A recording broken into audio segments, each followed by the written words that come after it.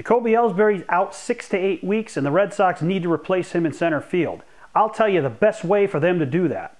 Hey everybody, it's Paulie. Welcome back to This Week in Red, where we're talking all things Red Sox and Major League Baseball.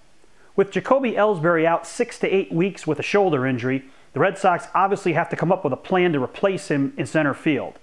Now, the Red Sox might look to the trade market to do this. There's been some rumors that they're looking at Coco Crisp from the Oakland A's.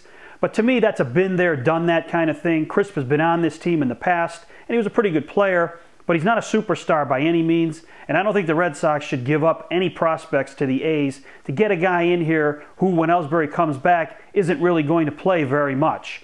So I think the Red Sox will try to mix and match while Ellsbury's out with a combination of Cody Ross, Ryan Sweeney, Darnell McDonald, and Jason Repko, who's very good defensively, who they called up recently from Pawtucket.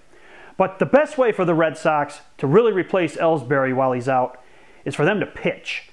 Now, as we've seen in these games against the Tampa Bay Rays, the bullpen has seemingly stabilized itself.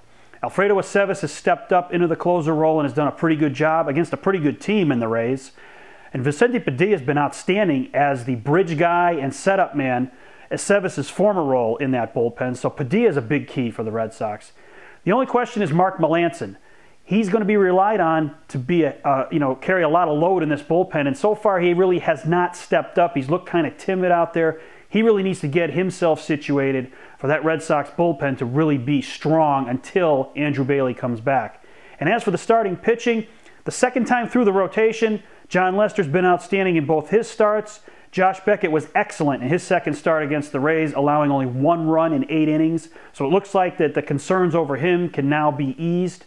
Clay Buchholz picked up a win in his second start. He was shaky in the first inning, but he managed to right himself and pitch 7 innings. And Felix Doubront, he's been pretty good in his 2 starts. He's thrown a lot of pitches. He needs to learn how to economize his pitches.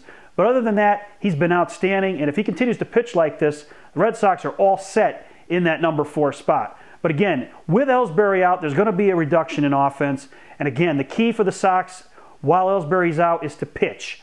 Pitching wins games. It allows you to keep the other team at bay and get your offense going to score just enough runs to get you victories. So if the Red Sox pitch and mix and match with Sweeney, McDonald, Ross, and Repko, they should be able to get through this Ellsbury injury in pretty good shape.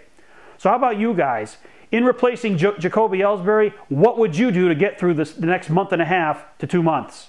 Thanks for watching. Don't forget to subscribe and tell all your friends about This Week in Red.